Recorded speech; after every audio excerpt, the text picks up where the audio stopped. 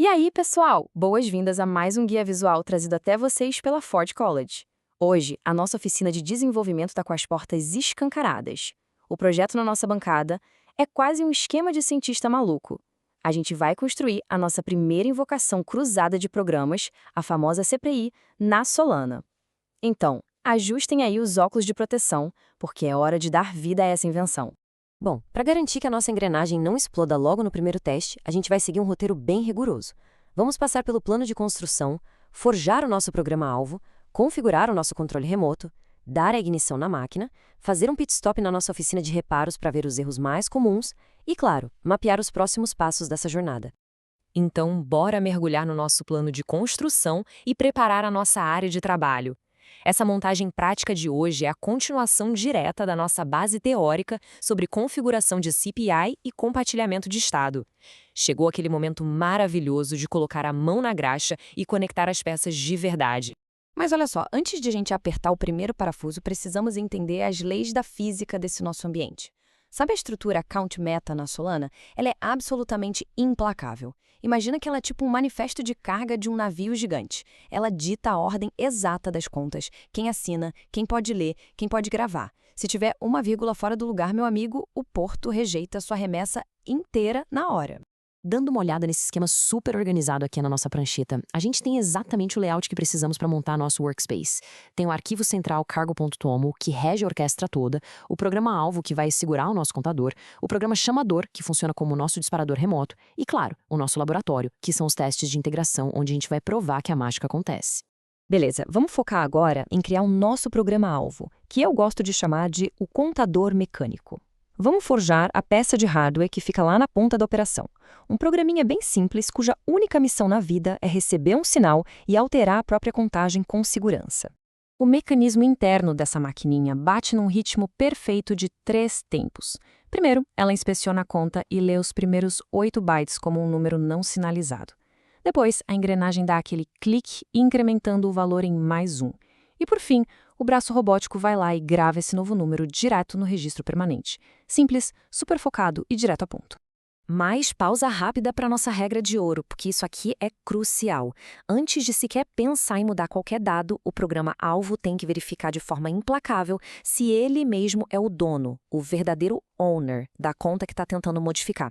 Se você pular essa etapa de verificação de propriedade logo de cara, a máquina inteira desmorona e o seu contrato fica totalmente vulnerável. Não dá para vacilar aqui. Com o alvo pronto e blindado, a gente vira a chave para configurar o chamador da nossa CPI. Esse cara é o nosso controle remoto.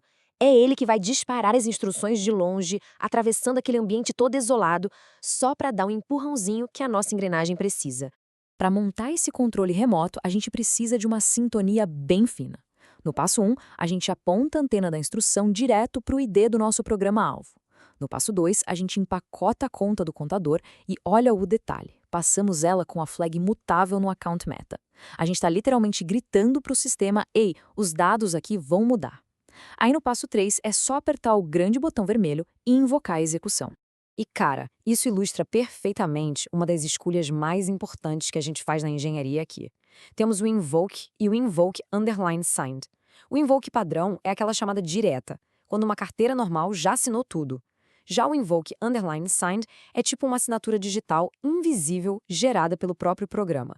Ele entra em cena sempre que um PDA, um address derivado do programa, precisa usar as suas famosas seeds para liberar a porta por trás dos panos. É brilhante. Chegou o momento da verdade, o silêncio na oficina antes da ignição. Esse é aquele momento de tensão num projeto de software em que a gente liga o teste de integração e cruza os dedos para ver se a máquina ganha vida lindamente ou se a tela vai encher de erro vermelho.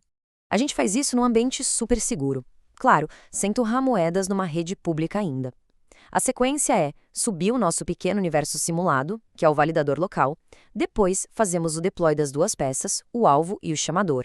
Criamos a conta de teste com o saldo certinho para o contador e fogo!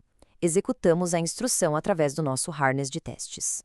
E dá só uma olhada nessa poesia em formato de log de terminal. Ok, esse é literalmente o primeiro suspiro da nossa máquina rodando. O teste passou e o log confirmou que o contador mecânico atualizou o estado. É a prova definitiva, sem sombra de dúvidas, de que a ponte foi atravessada com sucesso e que a comunicação entre os programas funcionou exatamente como desenhamos. Mas, como vocês sabem muito bem, no mundo real as coisas às vezes soltam umas faíscas antes de dar certo, né? Então, vamos abrir as portas da nossa oficina de reparos e dar boas risadas daquelas pequenas distrações de lógica que derrubam até as arquiteturas mais sólidas. Fala sério, quem nunca ficou horas olhando para a tela sem perceber que esqueceu um simples parâmetro? Quando falamos de invocações, temos 3 grandes vilões. Esquecer de colocar a flag Account Meta New, aí a conta não grava nada. Bagunçar a ordem das contas no manifesto, o que faz o programa ler tudo errado, e o clássico erro de PDA, onde a gente ou esquece de assinar, ou pior, passa a seed errada para a fechadura criptográfica. A dica de ouro, para não ficar preso nesse labirinto, é inspecionar os logs BPF. Sério, quando o teste falhar, vai direto no terminal. Esses logs são tipo um raio-x do momento exato da batida. Eles te mostram exatamente como a máquina virtual enxergou a ordem das contas e se o ownership deu ruim em algum lugar. É a sua melhor ferramenta de diagnóstico de longe. Diagnóstico feito, máquina rodando liso, agora é hora de falar dos próximos passos. A nossa invenção básica está super calibrada e, para quem acompanhou a gente até aqui, a recompensa é entender de verdade como as engrenagens profundas da Solana se conectam. Mas e agora? Para onde a gente cresce? Indo para o nível avançado, a gente vai precisar blindar essa estrutura toda contra ataques. Então, os próximos tópicos incluem um tratamento de erros muito mais rigoroso e segurança nesse API. É super importante também criar o hábito de manter tudo muito modular, o que facilita demais a vida nas auditorias no futuro. E para quem quiser ir além da aula de hoje, deixo um desafio. Tenta modificar o programa-alvo lá da frente para ele exigir um PDA como autoridade antes de permitir qualquer incremento. Que tal? E toda essa nossa montagem deixa uma pergunta instigante no ar. Como é que a estrutura do seu programa vai proteger essas invocações contra algum espertinho que tente inserir dados maliciosos no seu controle remoto? Pensar na proteção das interfaces é um exercício sem fim para quem constrói na Web3.